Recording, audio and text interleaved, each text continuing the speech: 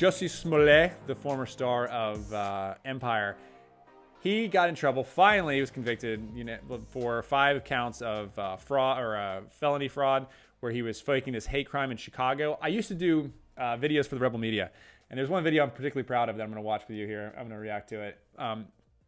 That I covered this story when it first broke, where everyone, including, Congresswoman, Kamala Harris, AOC, Joe Biden, everyone was just like, oh my gosh, this is so horrible. This another black man in America, like in Chicago at 2 a.m, assaulted. I called that this was wrong basically the day of. Like, here's the video that I made for the Rebel Media. This was 2019. Now, this may be one of the most bizarre stories of 2019, the strange alleged hate crime vampire TV star Jussie Smollett, and how the police have no leads or evidence, and even now his own neighbors think the story is, suspicious. I'm Ben Davies. This is Pure Hollywood. This is also a great summary of what happened. If you don't know what happened to Jussie Smollett, this is pretty soft for that. In case you don't watch Empire, Jussie Smollett is one of the stars of the TV show. And on January 29th at 2 a.m., he claims he was the victim of a horrific-sounding hate crime by 2 white men yelling MAGA country. But to date, police are still trying to make sense of this strange incident, and now his neighbors are giving their own points of view on what happened. Let's just see why. So according to the accounts that I gathered, the incident allegedly happened at 2 a.m. in the Windy City of Chicago, which is one of the most Democrat-occupied cities in all of America, which, contradictory, also has a record of beating Republicans in the street, no matter if the victims are elderly or mentally challenged. Again, okay, I gotta stop on that, because that story that I covered was really, really shocking there. These always get covered up, but I mean, can you imagine, like, if these kind of things were caught on camera? Like, there was it's really a spate of because this is 2000. These were videos, I believe, from 2016. This is during the election, where people that were Trump supporters or Republican white guys were getting like beaten up in Chicago. And this one video of this elderly man was stopped, yanked out of the car by a gang of black men and beaten in the street, like almost to death. And then there was another video that went viral where there was this mentally challenged white person who was kidnapped and on a Facebook live stream was beaten, like on this Facebook live stream. It was crazy stuff. Like, no news on that, obviously, but this alleged hate crime with Jussie Smollett was absolutely viral. Allegedly, I say the account happened at 2 a.m. during the polar vortex, which temperatures in Chicago ranging from -25 to -55 wind chill. -55 wind chill. That's when this allegedly happened. Or not even allegedly. We know it's fake, but this is what he claimed. So cold there was warned to not go out and breathe or talk much. But apparently that didn't stop 2 white men who set out to hunt down a gay black man. Now, corroborated by only Jussie's manager, who claims to be on the phone with Jussie during the incident, who both managed to breathe and talk during the polar vortex, 2 white men wearing ski masks yelled out, quote, "Aren't you that homophobic slur, Empire racial slur," unquote. Now, the account of what was yelled at Jussie during the incident was changed later to, quote, MAGA country. However, important note, the actual police. This was one of the, I don't know if I talked about it in this clip, but this was the thing that should have been every red flag in America. His claim was during a polar vortex at 2 a.m, when he's on the phone, when you're not even there was a winter weather warning on the local news, do not go out and talk or breathe because it's going to be so cold. He's like on the phone.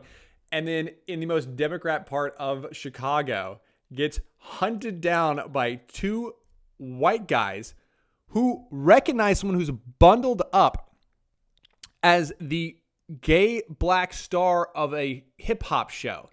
So, like, if you're even in his delusional world, if you're some racist white dudes who happen to be out, that happen to have, like, as you get to it, these bleach and this like fake news and all this kind of stuff, and through like the winter clothes recognize an actor from one of those shows, because clearly if you're a white supremacist white guy that's trying to that doesn't like black people, I'm sure you're watching that show on the reg. I mean, I watch entertainment. I had no idea who Jussie Smollett was until this anyway. It's so stupid. It's so funny.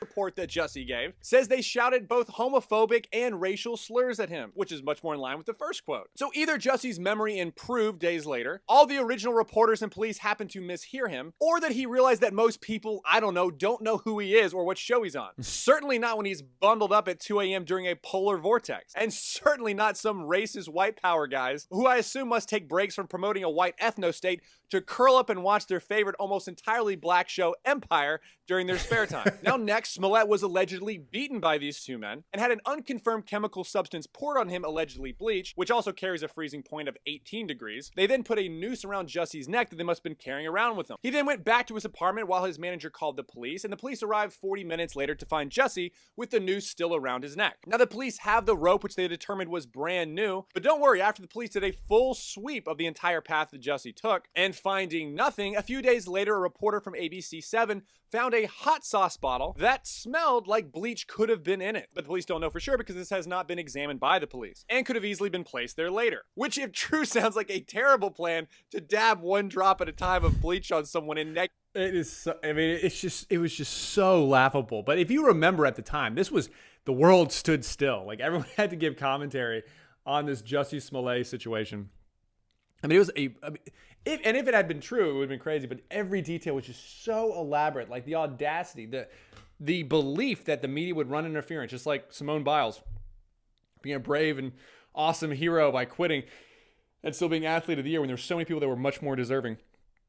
Like, you have to just know the media interference that would have been given to you, and it would have been if it was just wasn't so over the top and like nonsensical. Can you imagine if it was just like a little less stupid? Like, this probably would have totally been like flown, but it was just so over the top that he eventually got caught.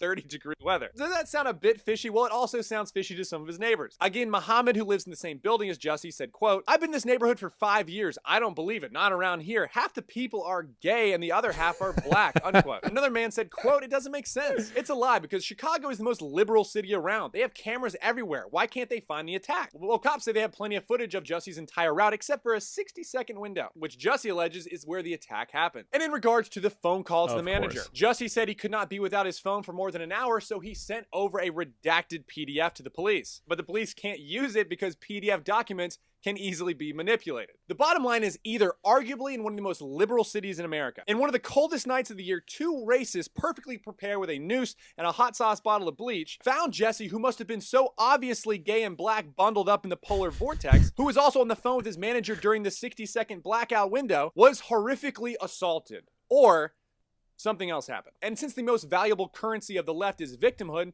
it does raise suspicion. Amid the questions being raised, Jussie sat down for his first televised interview with Good Morning America. This was to set the record straight and defend himself, saying, quote, "I'm pissed off. It's the attackers, but it's also the attacks," unquote. And that he's frustrated by those who don't believe his story because it's the truth. And that also his assailant... Oh, it just hurts so good now because, I mean, the amount of man hours that were spent in the police that were taken off cases that were actually important was shocking. It's also, I mean, one of the craziest things about this was he was so passionate about defending himself. Like, I mean, he was on there crying on Good Morning America, if you remember this, really embellishing everything. Oh, it just hurts that no one's believing me. And I remember, I mean, you couldn't get away from it. In the NBA, every host was having to talk about this. It was so insane.